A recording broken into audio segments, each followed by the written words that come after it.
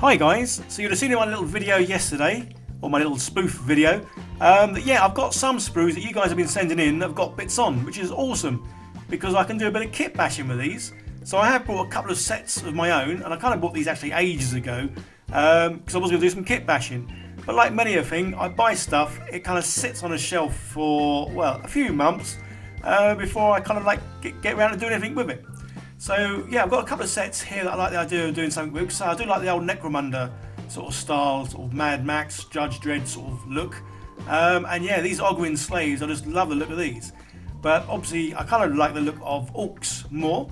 So I'm going to do a little bit of a combination of an orc and one of these Ogryn slaves. And yeah, see what I come up with and use a few of the bits from what you guys have been sending in. So say at the moment I'm not taking any more sprues. But yeah, if you guys have got some sort of old bits and pieces that you don't need, as in like the bits that are actually in the sprues, yeah, by all means send them to me. I'll leave my email in the description, and you can send me an email and I'll tell you how you can send me stuff. Okay, so let's crack on and build something. So I've got quite a few drawers with orc bits in them, and I've obviously separated them out. And this one's obviously, as it says on the box, Orc Heads. So there's a variety of Orc Heads in here. Some are sort of like proper Warhammer ones, and some are the sort of like the third party ones.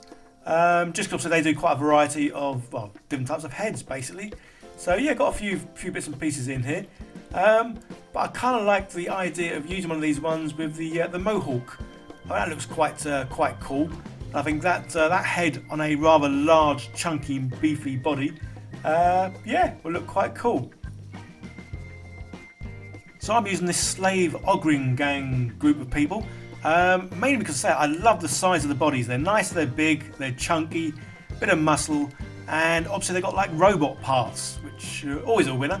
Yeah, I've kind of thrown away the instructions for this already, but it's fairly easy to put things together, I guess. They kind of like match up in halves. Yeah, and I think they'll work well with the Mohawk head I've got. So I'm going to obviously take the bits off and then clean them up with a scalpel, because sometimes obviously some of the bits have got little bits of the sprue sort of left on. Yeah, I don't know why I'm trying to get this off by just sort of prising it, but I have obviously got snips that I can just snip it off basically. So yeah, there's quite a few bits and pieces here I'm going to use. So I'm going to use a few of the bits that were sort of sent in on those other sprues. But yeah, so I haven't got too much in the way of stuff to be able to kit bash, which is why I say, guys, anything you've got that you don't use, whether it's on the sprue or not on the sprue, I would certainly gladly have, just so I can do a bit more sort of kit bashing, whether it's with people and figures, or even scenery parts, or tanks, or, well, whatever basically. So yes, this is what I mean by obviously cleaning them up afterwards. Just going over with a sharp blade, and yeah, just sort of scraping it gently, removing a little bit at a time until it's nice and flush and, well, smooth basically. So I've cut all the bits up and cleaned them all up. So yeah, just a case of gluing them together. Although the glue is coming out crazy fast out of this little glue thing. So there's a bit too much on there, which is a bit of a pain when it's this stuff, because obviously this glue, the cement glue, does kind of obviously dissolve the plastic a little bit, because obviously that's how they sort of stick together. So yes, I kind of got it on my fingers and then basically got it all over the body. So as you can tell, obviously I don't do a lot of this kind of thing, and I do need more practice with it. That's all the main body parts glued together, and now yeah, just assemble him sort of fully really. So again, just using a bit of glue, yeah, glue all the bits together. Nice and simple. I say these sort of kits are pretty cool. They do come in a few small bits, but generally doesn't take much to obviously get them put together. I say, because this is a big guy, some of the smaller guys, yeah, there's even less to glue together. Just maybe a head and an arm or so. But yeah, so these guys really are big and chunky, and they do remind me of something out of Judge Dredd. Something out of the Wastelands. But yeah, these figures are pretty cool. So I'm probably going to do some more sort of dioramas with these guys as well. I'm not too sure what yet. So I do want to have a go at converting some figures into like a Judge Dredd, Mad Max kind of sort of crazy scene. So yeah, so look out for them ones, guys. I think this is now my favourite looking orc just because obviously the size of him, and I just love these sort of like robot gauntlets he's got. I think they just look amazing. No idea what this guy's going to be called. I mean, he may be seen in future videos, or he may not. I'm not too sure. But yeah, this is definitely my favourite looking orc chap so far. Big and chunky and solid. Kind of like me, really. I will leave links in the description, guys, to everything I use, so go check them out. So for his weapons, again, I'm using some of these bits and pieces that actually came with the sprues that you guys sent in. So I like the look of this rather large axe. Obviously, it's kind of got a hand attached to it, but that's fine. We can just cut that off. Because one thing I do like about these figures, and obviously how they're made, is the plastic is relatively soft and quite easy to sort of, well, manipulate, change, and in this case, just sort of simply cut off. So it's just a case of going around and sort of like snipping little bits off, sort of gently around the edges. As you can see, I am making sure that the blade is sort of nowhere near my fingers. Well, hopefully. And yeah, it's just a case of slowly but surely trimming away all the bits and pieces that make up his finger. So it'll eventually just look like it's obviously a stick with, well, with no hand there. And then yeah, I'll be able to just glue that into place. If you are new here, guys, don't forget to hit that subscribe button and turn on the bell, as I do produce videos every week. Right, so I'll just keep offering the axe up. It's still a bit big, but yeah, so it's getting smaller now, and it's obviously getting a little bit easier just to sort of go around and yeah, trimming those edges off. As I say, I do try and do the blade away from my fingers. Obviously, sometimes it can't be helped, and you have to go towards your fingers. But obviously, just take care and yeah, don't rush things basically. So there we go. The axe is now in position, and I also came with a shield. I'm not too sure whether an orc would be seen dead wearing a shield, but I kind of like the shield.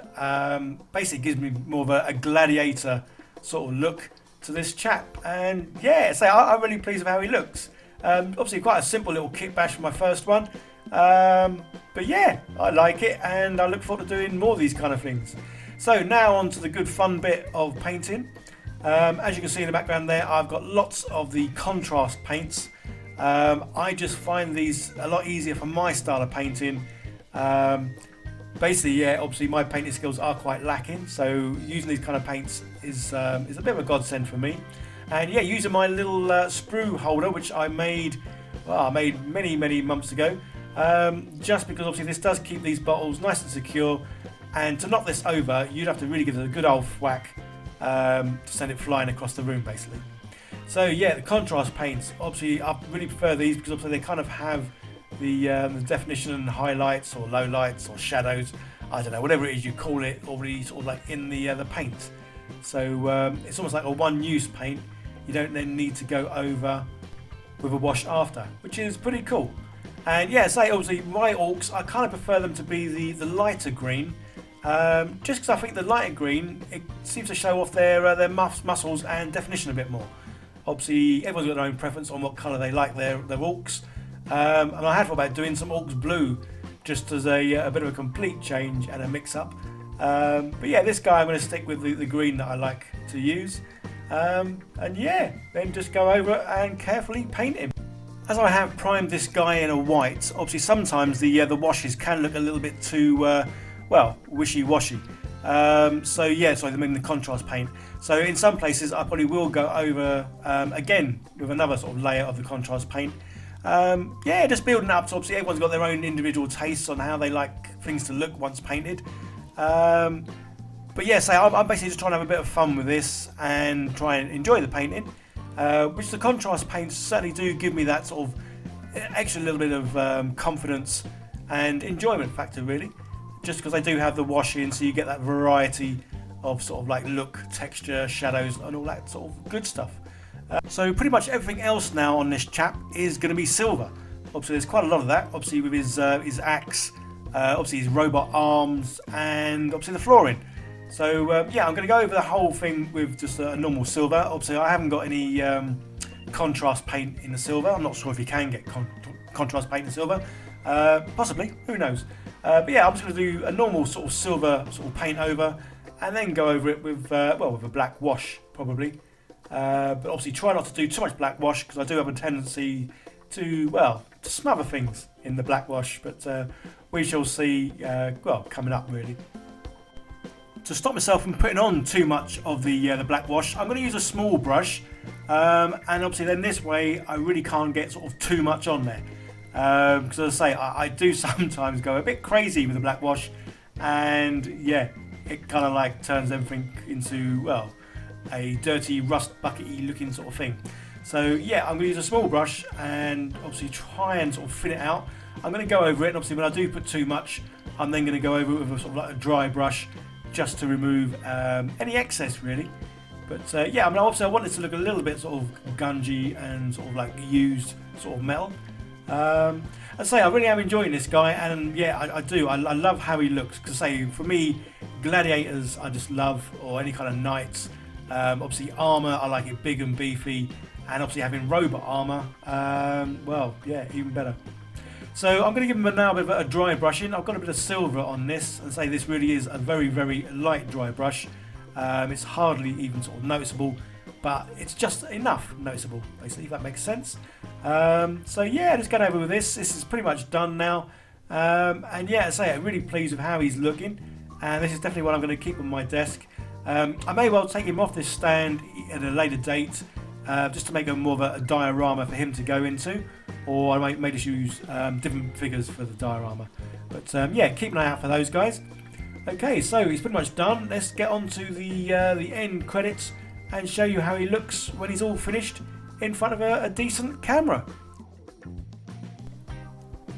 And there we go. So I'm really pleased with how he's turned out. And yeah, big and beefy, chunky, and obviously an orc. So it's a win-win for me. I'm not too sure whether or not this character could actually fit in and play in an actual sort of Warhammer game. I'm not sure what sort of figure he could represent. But yeah, if you guys let me know in the comments if this guy could actually be a figure character in an actual Warhammer sort of game tournament. That'd be awesome. Okay guys, a big thank you to all my patrons for helping support the channel, as obviously without them I wouldn't be able to buy the bits and pieces that I do. So yeah, cheers guys for helping me out. And if you want to become a patron, there's a link in the description, as well as there'll be one at the end of this video. And basically you get to see behind the scenes work in progress pictures of what I'm doing. I do occasionally do a couple of little videos there, and obviously it's a great way to sort of chat and interact with me. I do apologise now that I've not really been on social media as much as I used to. There's a video coming out next week which will probably explain more about why I've kind of like not done a whole lot of social media stuff, as well as obviously doing the live streams. So yeah, just check that video out as well, guys. Okay guys, well that's it. I hope you enjoyed the video. Don't forget, thumbs up, leave comments, like, subscribe, all that good stuff, as it really does help me out and obviously helps the channel out. And I will see you next time. Have a great weekend guys. Bye for now.